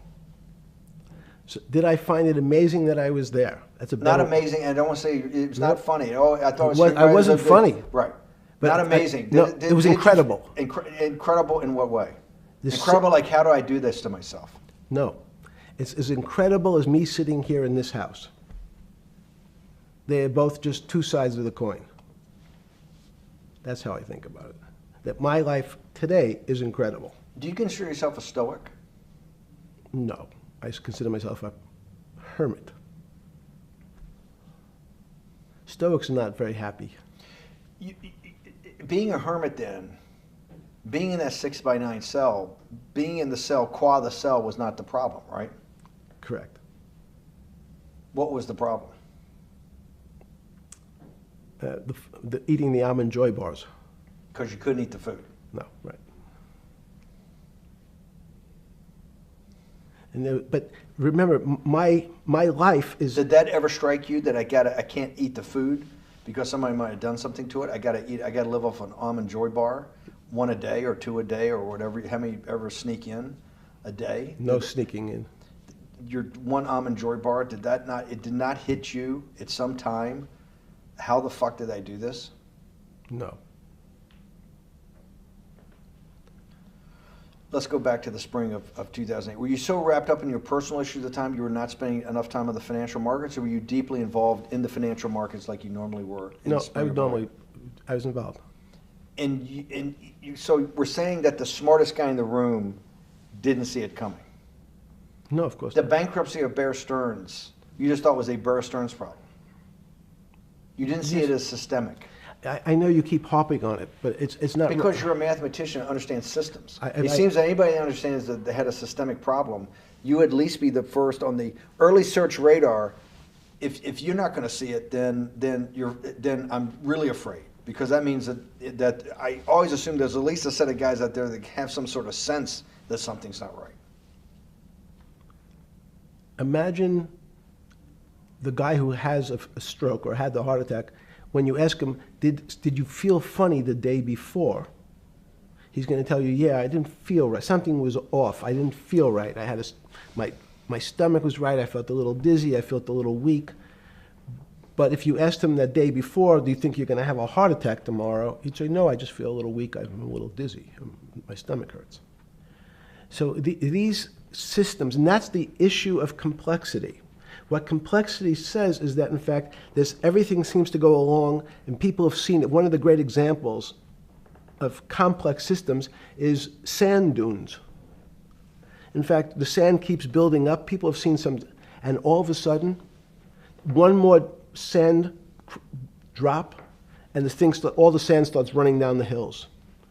That's the way I see the financial markets. But you funded Santa Fe in the early 90s or late 80s? I believe it was early 90s. I can get back to you. But early 90s, Santa Fe was funded for the study of complexity theory. It was studied math. So let's back up. So why did I buy a ranch in New Mexico in 1993? So that gives you some sense. So I would have funded it in 1990. Los Alamos, which was the high energy lab up in New Mexico, was losing all its scientists. And Los Alamos, it was where Oppenheimer and where a lot of the nuclear weapons program, the bomb. That's where the Manhattan Project. Manhattan Project was Yes, as Los Alamos, and you bought your property out in New Mexico to be near that? Yes, because the scientists were they cut the funding for high energy physics. But the people who worked in Los Alamos would still be in the Santa Fe area. They cut that because this was the Cold War dividend, right? I don't remember exactly why. It was because, again, people thought that physics and high-energy physics really wasn't that important. Because that was about nuclear weapons. No, it was because they decided, which may be not right, this was the same time that Murray Gell-Mann came up with the term quark, Q-U-A-R-K. He picked it out of an old poem, the word quark. But it was mysterious. So they were starting to understand in the 90s that our world of the physics world, there was things that were just unexplainable. They called it strange things. You gave it a name. You gave it some characteristics. You called it had charm, was one of the terms. It had a charm. It had a flavor. It had a color. But no one, Mr. Bannon, understood what it was, just like the financial system. And you wanted to investigate that. I wanted to see if we could build tools so others smarter than me could help investigate it. And that was the beginning of your concept of the Santa Fe Institute. Yes. And Santa Fe Institute was founded to do study in this type of... Can these areas of strange things be described by some form of mathematics? So that's what I'm trying to get at. The foundational thought, the organizing principle of Santa Fe, yes, in the high physics lab at Los Alamos, right, which had been the headquarters of Manhattan and the Trinity Project, right, the bomb. Yes. So you're talking about the elite, the high priest of physics. Of physics. Yes, sir. Which high priest of physics, some subset of that is also mathematics. Yes, they're both similar. Project out. One of the tools you want to do is to make sure that in this complex system, the finance system, I'm doing a lot of this for philanthropy and a lot for the good of mankind, but also to be able to understand this complex system, the most complex outside of maybe our body, of the financial world. Yes. Did they create tools, or were you smarter in than the mid-aughts, 15 years later, than you had been then because of work that was done at Santa Fe? No, it was great. But in fact, most of the money, most of my philanthropy in the area of can you describe things that appear to be unexplainable by mathematics, and can you fund people who have new ideas? And unfortunately, when someone thinks they've been able to, there was a man, Stuart Kaufman, when they think okay, I figured out how to be able to predict the unpredictable, what appears to other people to be unpredictable. But my system, in those days it was called genetic algorithms, can predict what things will happen, then they all want to make money. So they use their systems to try to figure out, they know they have figured out the way to make money because they figured out the unexplainable. They try, they go bankrupt, and we start again. So with a cold view, what I've come to realize is that the attempt to mathematize, formularize, or what in your prior world, to understand what really is, in today's world, still unexplainable, is impossible. They're miracles. Your first head of Santa Fe was Christopher Langdon, I think. Langdon from Australia. But Murray Gell-Mann was really was the funder. He was the yes, rock. Yes, he was the rock. He was a Nobel Prize winner? Yes. Yes, and a wonderful guy. He came out and helped us with the Biosphere 2 project. He came with Chris Langdon. Yeah. Chris Langdon was the operator, the day-to-day guy. Chris was doing artificial life. Right. Murray tried to lead his own artificial life. Yes. When Chris came to Biosphere 2 for the first big conference we had in 1994, he was one of the most impressive guys there among all the world's elite. Kew Gardens, the Lawrence Livermore lab, the labs at Sandia, all the major universities, Lamont Doherty, all the big Earth observatories, Woods Hole. What set Langdon apart, I thought, and the reason I invited Santa Fe to be part of it, was Langdon actually made a presentation that everything, and he was making this to scientists, a lot of marine biologists, a lot of people that are just beginning, Wally Broker and people who were just beginning the study of climate change, at that time called global warming, that he made this compelling presentation that everything's really mathematics. Yes. It's all just back to math. And you have to, all these experiments you do, you're not, one of the reasons they're not considered by the high priest in physics as being real experiments is that they don't have a mathematical basis to it, and everything has a mathematical basis to it. Langdon seemed like a radical visionary. What happened to that concept? You go back 350 years. So you have Isaac Newton, you have Leibniz. Move forward, you have people like Heisenberg and Gödel, and what every one of those mathematicians and philosophers came to understand is that there's numbers can describe certain things, approximate certain things. But in fact, trying to put measurements and numbers on other things that are really unexplainable is folly. 300 years ago, they said that unexplainable realm was God.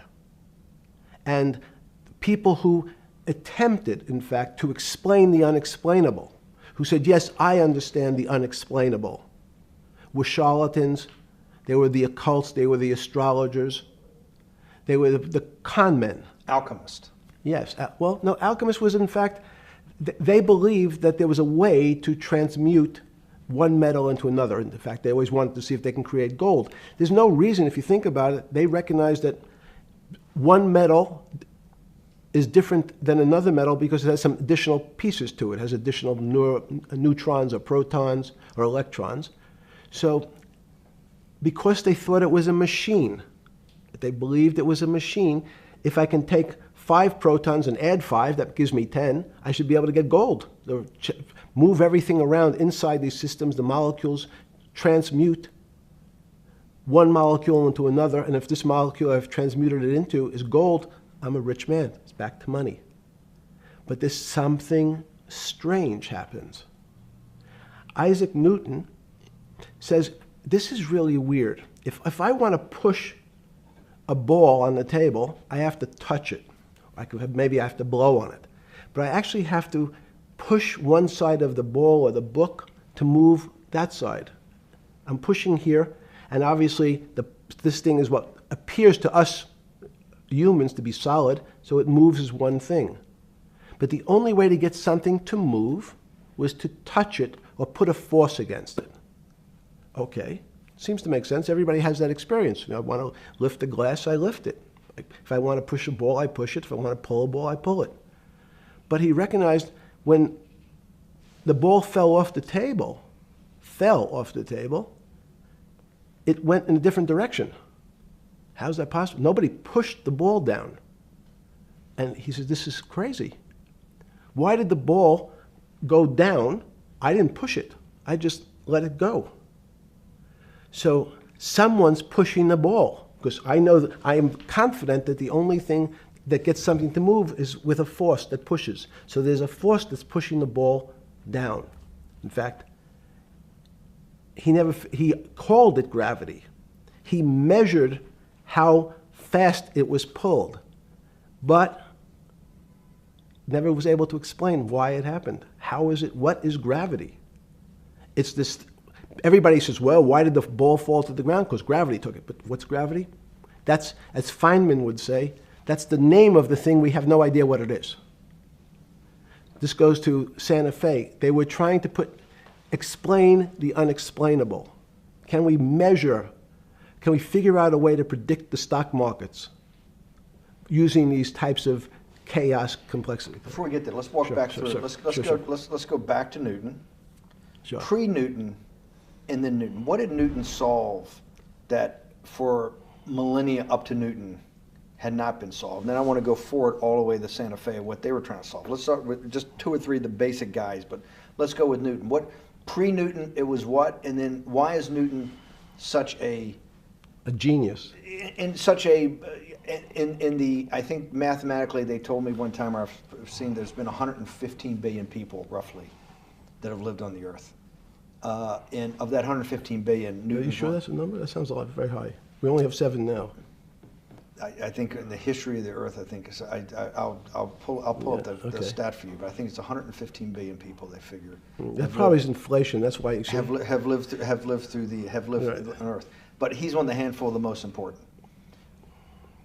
What did he solve for? Why is he so important for how we live today? And then we want to go through Leibniz and the other, 3 other major ones to get us to Santa Fe? Well, it's a long journey. This is the heart of what we're trying to do. Let me take a bit of a detour Okay. just a second. What if you went to high school and the last year in your high school, you took calculus? So Isaac Newton sort of invents calculus. Well, that sounds invents. You know, mathematicians. To torture seniors in high school before they graduate. Yes, but obviously no. Yes, the answer is yes. Certain people could never do calculus. Why is that? Why is calculus why is that the dividing line between, to me, people who can handle that and can go on to do certain things, and people just hit the wall, even if they know math? It seems to me that that calculus is the thing that changes. It bridges. That's because it's about the theory of change and the theory of how things change. It's a great question. But in fact, what calculus does is it's somewhat philosophical. That's why mathematics is Newton wasn't a mathematician, he was called a geometer. That's what they used to call themselves. They understood geometry and numbers. But there's an old conundrum where it says, during Pythagoras' days, Zeno's paradox it's called, where they said, well, if the wall is 2 feet away from me, and I take one step that's halfway to the wall, that'll be 1 foot away. And if I take another step that's half again, that'll be half a foot away, and then 1/4 of a foot. I could walk forever but never touch the wall. Doesn't sound realistic, doesn't make any sense in our real lives of the physical. But what Newton understood is many problems were like that. Many things approached the wall, or in calculus, approached the limit, but never really reached it. So he said, it's okay, you don't have to reach it. We can do lots of the mathematics as if it was so close, it was almost there. And we could do lots of mathematics almost being at the limit. And this is really important, Steve, for today. Because most of the science up until today was things that are starting to approach the limit. You were taught in high school that if you had 1 divided by 0, if you remember your high school algebra, you were told, what's the answer to that? Is there an answer to 1 divided by 0? No, if you were in high school, I'd say, stay away from it. It's the boogeyman. You could write it down as it's undefined. It's not able to be determined. There's a bunch of things. But in fact, 1 divided by 0 is a strange things happen. It's a world of the strange. And what I'll explain to you after is that when you get 1 divided by 0, you get into a world we don't know what happens. The answer is it's not explainable. We can call it things like undetermined. We can have a convention to say it's X, Y, or Z. But in real life, we don't know what happens when you are actually at the limit. So Newton thought the same concept, is that the limits were God. You got close to God, but you could never be God. He had this sort of religious interpretation.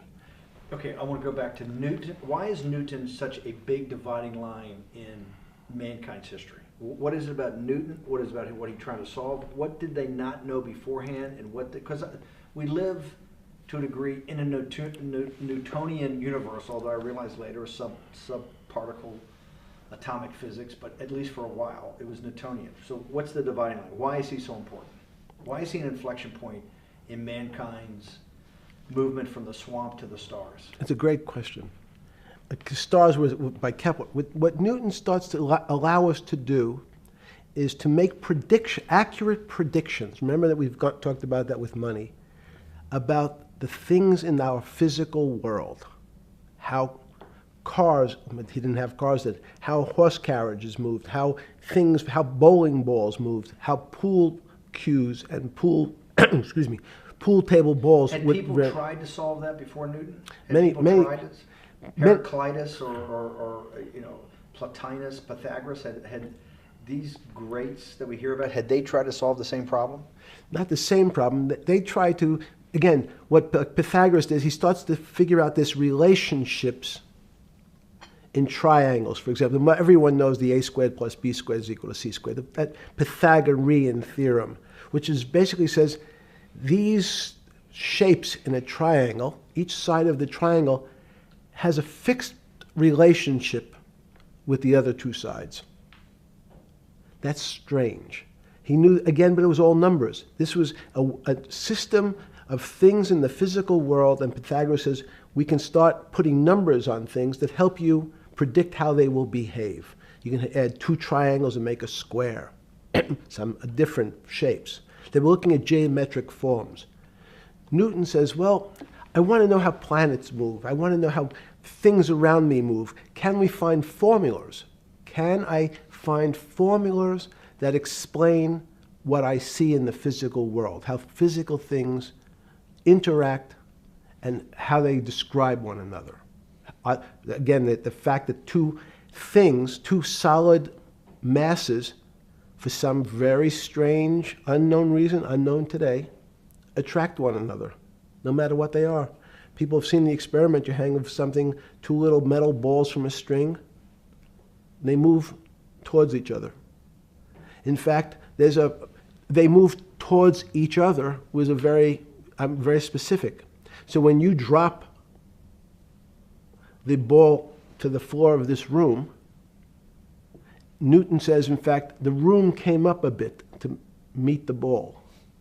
The room moved. It's imperceptible. You can't really perceive that motion, but they attracted each other with certain ratios. So he started to be able to measure things in the physical world.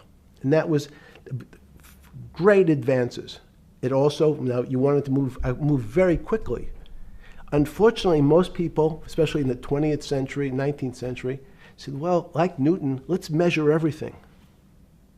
Let's measure people's behavior. Let's measure their psychology. Let's measure their health. You go to we can have my blood test. Let's measure everything. We measure Wall Street. Their voting habits. Measure, measure, measure. Can we put a number on how much I care for my wife? Can I put a number on how I feel? And we tried, unfortunately, we try to mathematize the finer things in life, and then recognize that there's things that, unfortunately, just fall outside. Schrodinger wrote a very famous book about what is life. He was trying to figure out a way, can he describe the difference formulaically between things that are alive and things that are dead? The answer is no. The things that are alive in my world are miracles, not magic. Magic has a bad connotation, trying to hide things. You don't believe in the spirit or the soul? That's what animates people, is your spirit or your soul. That's No. Have you ever seen someone die? When they die, their spirit leaves. Their soul leaves, no question. So in There's fact, no question to you about no that. question. There's no question to you that there is some animating life force within us that leaves when you're dead. Yes, in fact, I refer to the soul. This obviously is certain. The questions in the past, even Because during people would normally think you were soulless. So Thank you. But have you talk about you actually believe in it and have done some thinking about it is pretty shocking in its own right, isn't it? Well, again, mathematics, Leibniz thought. We Said, know Newton was at Cambridge, and he was the head of the math department, right? He's a professor, essentially. yes. But Leibniz, was Leibniz a German professor? Yes, but what Leibniz said is the soul is so strange because God took chemicals, which is simply the material, like tables, and he somehow made this material able to have a thought. How strange is that? Not only does it have a soul, but some way it was put together that this material substance is able to think. So when you say to me, it's obvious to everyone that there's such a thing as a soul. Now, if you're part of the Charlatanville, you'll try to explain it to people. The soul I describe as the dark matter of the brain. Why is it dark matter? Because in high energy physics nowadays you hear terms of dark matter, dark energy. Again, terminology, it's a complicated term. Why is it dark matter? Because we can't see it, that's all. What do you mean you can't see it? Well, somehow we see something moving towards this area of darkness. Something, I can see this thing. This appears to me to be empty. It's just black. But I see it being drawn this way. So I say, well, I know if this were matter, that would follow that equation. If this was solid, it would explain the way this particle moves. But I can't see anything here. So I'll just call it dark matter. And I'll say, I don't know what it is, but it behaves as if there was something there. The soul is obvious to everyone that there's something different between things that are alive and things that are not alive. But we have no idea what it is. It's currently unexplainable. I believe we need an entirely different system of analysis to try to figure out. But Sorry. No, with Newton, with all his chemical studies and things he worked on the spiritual side, Leibniz had just talked about the soul, Schroeder talked about what is life. If a modern scientist or someone that you funded at MIT or at Harvard or one of these things talked in those types of terms, they would be considered to be a wingnut today, wouldn't they? They would not be on the path for tenure, right? Unless they were in the philosophy department. This is exactly my point. We're talking about three of the greatest mathematicians in mankind's history that have really changed mankind. Talking like this, what happened? How do we get to a situation where they could not be in the high physics, they could not be in the mathematics department or working in high energy physics? Good, it's an easy answer. Newton was a combination of mathematician or geometer then and philosopher. And as time went on, those disciplines seemed to move apart. We had philosophy. Some of the philosophers can't do math, and some of the mathematicians. And again, mathematicians often break into two categories. People that solve problems. Those are more like geometers in the old days, just problem solvers. And then there's thinkers, theoreticians. They're more like the old movement towards philosophy. But neither one of those two groups have been able to figure out why something is alive as opposed to something that's not alive. No one's been able to describe what the soul is, but we all know it exists. And I think what we need is science is a bad word. I think science only describes the things we already know about the physical world. In fact, there's an argument that the physical world that we see has been created out of our systems of mathematics. Mathematics, everyone knows mathematics describes the physical world much greater than it should, unless my view, the physical world really comes out of conscious beings that have mathematics. So they create it. This table appears to you and I to be solid. To a bat, because we have light that's bouncing off the table into our eyes, it appears solid. If instead of eyes that responded to wavelengths of visual light, our eyes responded to radio waves, the radio frequencies, it's not different, it's the same type of frequency as light, but different speeds, the table's invisible. We know that our phone works in this room. So the waves are coming through the windows, the waves are coming through the walls. So the walls are invisible to that type of radiation, that type of energy. The walls I can see them because my eyes, a physical system determines that the walls are there. You, with Murray Geldman, you founded, or were the original donor, and had the idea of Santa Fe Institute. In 10 or 15 years later, that effort to study the complexity of systems mathematically. Yes. Was it's a essentially total failure. Yes. A total failure. Total failure. Why is that? It's the failure of science because, in fact, if to some extent science doesn't describe romance. I don't know why I'm attracted to somebody. I don't know. People are attracted to each other, and everyone has the same feeling. They've seen someone walk in the room, and they say, "Oh, that person gives me a creepy feeling." Science has tried to describe. Science doesn't describe what creepy feelings means. They just know it's a creepy feeling. I think women as I said the last time, have an intuitive sense. What is intuitive? They have intuition, they have feelings, and they're able to deal in the realm of things that men, especially men like myself, find unexplainable. They have women have intuition, men see things a bit differently. Men want to measure everything. Women are not really that interested in measuring.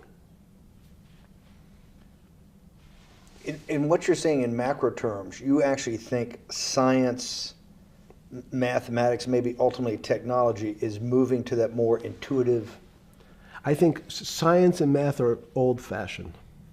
And unfortunately, people are still taught that they have to learn algebra in school and certain things in school, as opposed to learning to have an emotional. Is this what Larry Summers was trying to get at? Maybe he didn't say it perfectly enough, but what he was trying to get to in that system, the systems we study today, the way mathematics is either taught or understood, that women just haven't gotten up to the highest realms of engineering or physics or mathematics because of that. And you're actually implying that there's a either new branch of science, or we've hit an inflection point like in Newton that's going to go in a Newton took mankind in a different direction because he was able to measure.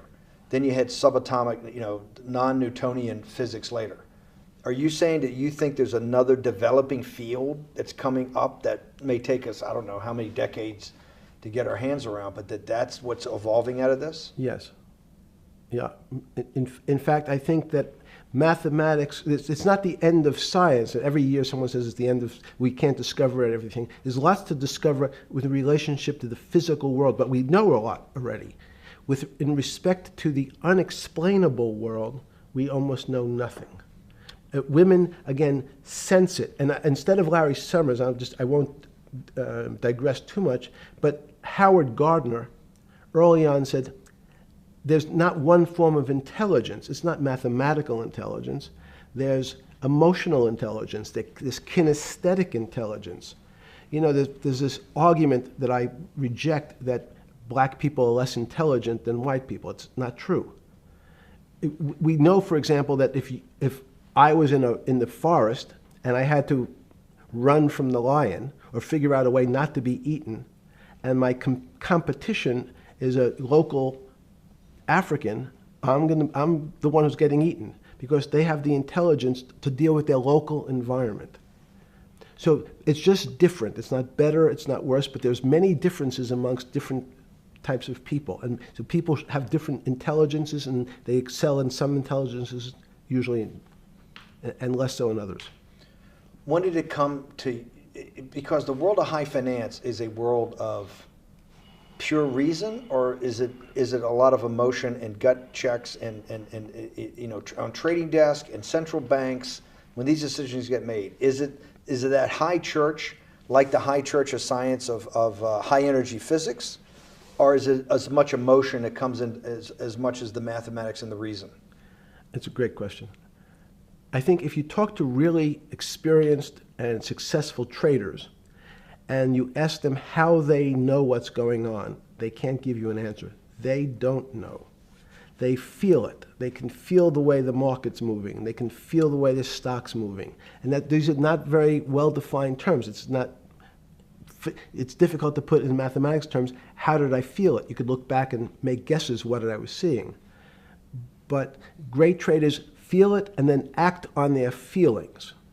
That's the difference.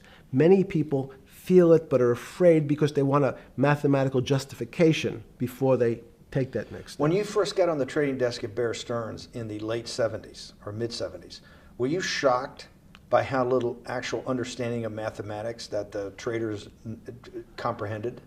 Yeah, well, again, we had a Texas Instrument calculator. Most stockbrokers, especially before 1975, if they were good stockbrokers, could add. That's about it. They could multiply. If you could multiply, you were already in the top 15% of stockbrokers. Stockbrokers simply meant there's a story. When I went to the first person, I had no money. And I said, how much money do you make a year? And he said, $400,000. I said, impossible. I'm making $10,000. That's probably more than your family had made in its entire existence. Yes. And he makes it in a year. I said, what do you do? And he said, it's too complicated for you to understand, which is what the main thrust of Wall Street people, they want to tell you it's too complicated. Because if you understood that that person was simply, he had a brother-in-law, in fact, in this case, who ran the pension fund at General Motors. His brother-in-law would call him and say, buy 1,000 IBM. He'd hang up the phone, he'd write it out on a ticket and walk it to a window. That was his entire skill set. Hello, write what my brother-in-law says, walk it to a ticket window. Give me an example when you were on the trading desk in the early days of Bear Stearns of a time that you felt either complete uncertainty or you saw total panic, where something was happening that people couldn't foretell and that they were like in an airplane cockpit where it's going wrong. Walk us through that. In 1978, I think it was, across the news wires, there had been a collapse of the currency in Thailand. On the other side of the world, had no relationship to me. I wasn't sure where Thailand was. But the fact that a currency, a country's money, had all of a sudden dropped tremendously in value affected the rest of the world's markets. And people panicked because they'd never seen that before. A very small part of a very complex system had a shock throughout the whole system. So prices on Park Avenue apartments, the bond markets, the stock markets, every started to gyrate. You know, there's an old mathematics expression that if a butterfly wings in Mexico make the wrong turn, it spins out, and eventually, by the time it gets to Canada, it turns into a tornado. So these are part of complex systems. So yeah, Wall Street in certain parts. Santa Fe Institute was supposed to actually come up with a formula for that, for the butterfly wings. Why in 15 years did you reach the end of at least that experiment? Every attempt to, that's why it's so exciting now, because I think certain people are starting to realize that there's so many things that are unexplainable that we have to think about them differently. Music is a great example. It's a common man's example. You know, when you hear a certain song, it makes you feel a certain way. How does it do that? We don't know. We can't mathematize it. And even that music, Steve, nowadays we compress music. When you have a violin, it's compressed onto your iPhone. So what does compression mean? I'm taking lots of information and I'm cutting it into lots of pieces and squishing it together. And when I squish it or compress it, I have to take out lots of pieces, but I say that they're not very important pieces. It's those pieces that we take out when we compress data, to me, are the most interesting parts of life. You just said a while ago, part of this new search for science may go back to when people were actually talking about a soul, and you said there's no doubt in your mind that there is a soul. Describe for me what you mean by that. What do you mean by soul? What do you mean soul different than the physical analog body that we're seeing on film right now? It's difficult to describe in words. I mean, I'm not a poet. Poems get a little closer to what that really means. But even the concept of what is life becomes complicated when you deal with plants and seeds. Is a seed alive? I don't know. Certain people would say, no, it's dead. When you're a banana, one of my favorite examples is the banana that's sitting on the countertop in your kitchen today. Is it alive or dead? What do you think about human life? Tell me about human life. But your banana is alive. That banana is breathing. It's on your. You say that's impossible, Jeffrey. No, it's not. Is the banana conscious? All these words. These are words. So everyone's trying to fit a very complicated concepts into a very small box called conscious or alive. These don't fit in that way. So if you put your banana in a bag and put another fruit in with it, the fruit ripens faster because the banana breathes with it. We don't understand most of those things. So you asked the big question. Sorry. You talk about the life. What about human life? What about it? Tell me what do you think? What do you think human life is? It's a miracle.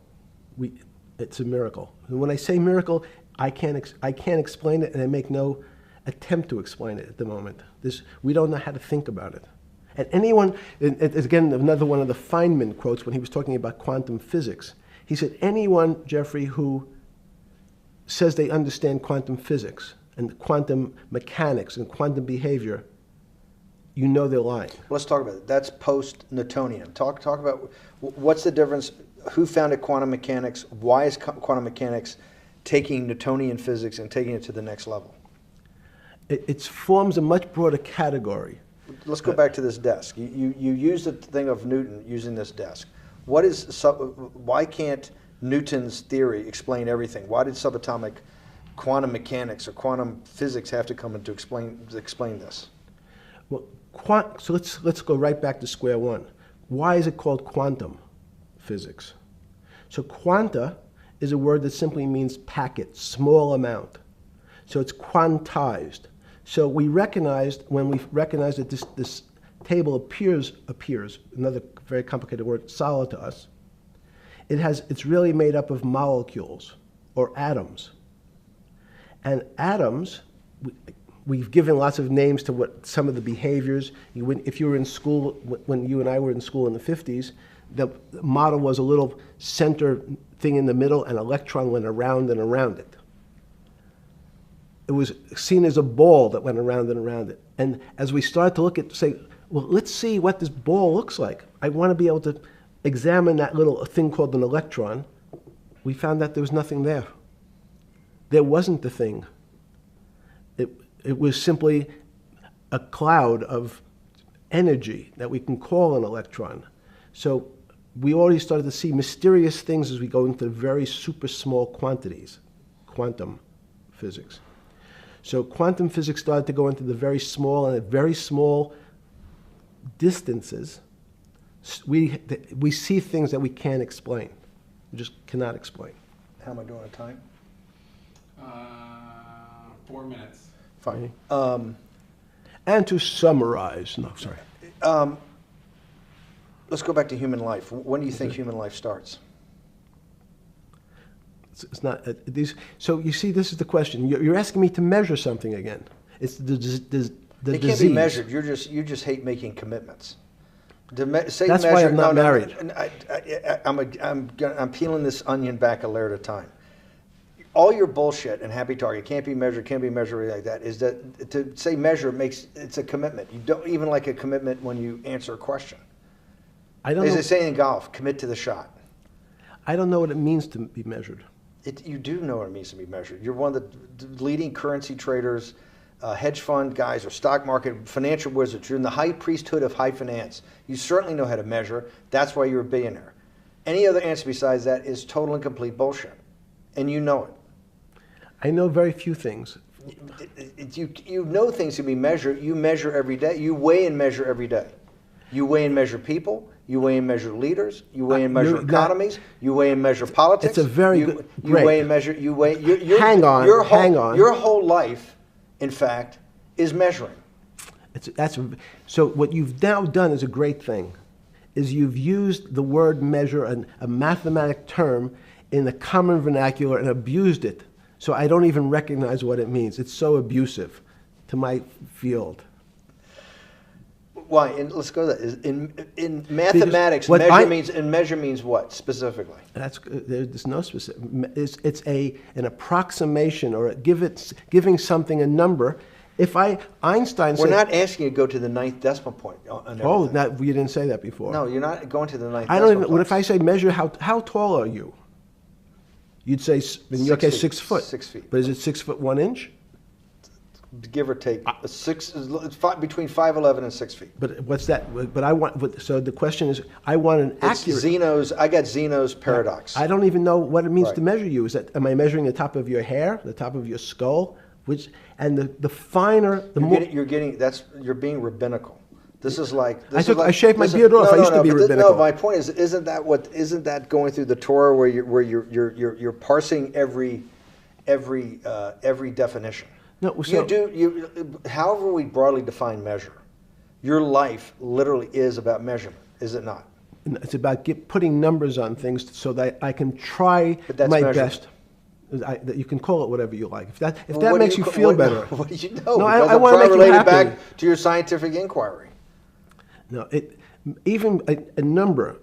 People don't. A number is a complicated When did thing. you come? When did you come to this When did you come to this aha moment? Was when it was in your solitary confinement, when the biggest financial crisis in world history was going on, in your 7x9 jail cell with your metal bed and your two brushes because you were a trustee with the brown uniform on, trustee spelled wrong.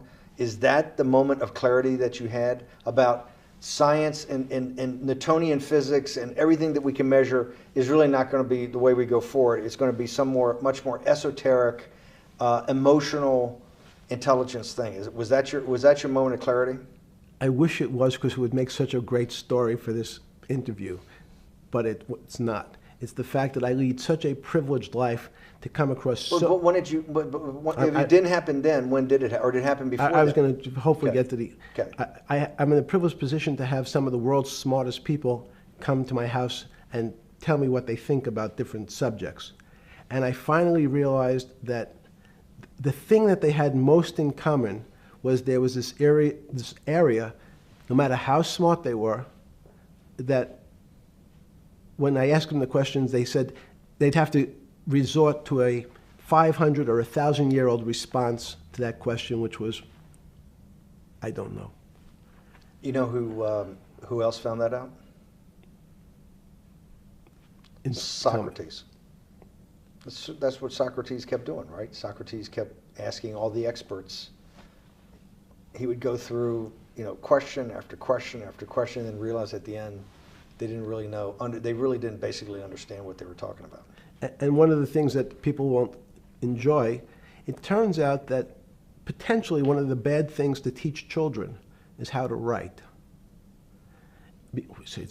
Writing, reading, and arithmetic was supposed to be, everyone's supposed to be taught. But writing forces you into a very narrow channel of thinking. You have to write in a certain form, in a certain way, in a certain linear pattern. So your thinking becomes somewhat narrow. The reason I brought up writing is one of the recent discoveries of mine with respect to Socrates, Plato, and Aristotle is they never wrote anything. They spoke, and people around who could write wrote. Socrates could think. So that was... Jesus of Nazareth was the same way, right? Never wrote anything. I thought he was a carpenter. He was a carpenter. Didn't he need like a little carpenter's tool? I don't want to get that. But at least his written record. Right. One last thing. Sure. Thank you for having me to your house.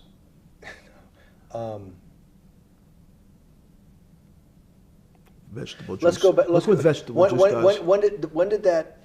The beginning of that. Was there any one aha moment in all these great thinkers? Did it happen before 2008? Was it after? That came up over, I know, many years. But when did you actually realize, hey, something new's got to be developed? Yeah, that's great. Is that because again, I'm privileged enough to have people around me who've given lots of philanthropic gifts to institutions of higher learning, and when I said the impact, how do you judge the impact of your giving? And we sat down and said, no really new ideas have come out. And I realized that, of course, it hasn't come out because we've been looking at using science and mathematics, and it's the wrong tool. It's obvious. Institutions that are set up and try to put forward knowledge and understanding and truth, should they take your money? Derek Bach at Harvard said, taking money for good causes is a good thing. So if Hitler took all the gold out of the teeth of the Jews and said, I want to give this to Heidelberg University to fund the Leibniz chairs so that I can study high energy physics, Derek Bach would say that was fine? Again, these questions are questions where good people on both sides, like your Charlottesville, could differ. I don't know the answer to these questions. So tell us the two. Give us the two answers. The one answer why it shouldn't be, and then the one answer. Derek Bach says, I'll essentially take cash from anybody because I got so many projects, so many good guys, and this is the way I'll do it. So I'm indifferent to where the cash comes from. Money's money. And if I got good guys, I'm the fiduciary that says these are good people and this is good research, okay? I'll take the cash from any source, including you. What's the other argument? Let me give you that. I know in my case, Is your money dirty money? if you live, I just asked a question. Is your money dirty money? no, it's not. So in fact, Why is it not dirty money? because I earned it, a heart. But you earned it. I earned it legally. We went back to this before. You earned Yes. it. You earned it, advising the worst people in the world, right? That do enormous bad things, and just to make more money. So instead of asking me the question, should you take the money? Because I think it's a legitimate question. Do you think it's a legitimate question? Yes, no Why? question. Because I think about it, I think ethics is always a complicated subject, but I can tell you that with the money I gave to help try to eradicate polio in Pakistan and India, instead of asking me whether that money should be given to these children for vaccines, I think you might want to ask their mothers who received the vaccine, who know their child now won't get polio, and ask them if Epstein should have helped these people with their money. If we walked in, you're is a that a fair mathematician. question? You're a mathematician. If we walked into that clinic where they're giving that money out to these people that are in the most dire straits of poverty and sickness, and told them that the money was coming from class 3 sexual predator? Tier 1. Tier 1's the highest and worst? No, I'm The lowest? I'm the lowest. You're yes. the lowest. Okay, tier 1, you're the lowest. But a criminal. Yes. That the money came from them. What percentage of people do you estimate? I understand you don't like probabilities. Do you estimate would say, I don't care, I want the money for my children? I would say everyone said, I want the money for my children. Did they know where the money came from? I think if you See, told them, if 100%, I told them the devil 100%. Himself. The devil himself said, I'm going to exchange some dollars for your child's life. Do you think you're the devil himself? No, but I do have a good mirror. It's a serious question. Sorry. Do you think you're the devil himself? I don't know. Why would you say that? Because you have all the attributes. You're incredibly smart. You remember the devil is Was somebody the devil knows smart? The devil's brilliant. You read Milton's Paradise Lost. No, the devil scares me. Satan is at the number 1 or 2 archangel, and the reason he goes to hell and leads the rebellion is because he can't be the top guy. And his thing is, I'd rather reign in hell than serve in heaven. I saw that in a movie once called American Dharma. I don't remember who said it. Okay, we have to go. Okay, good. Okay. That was good.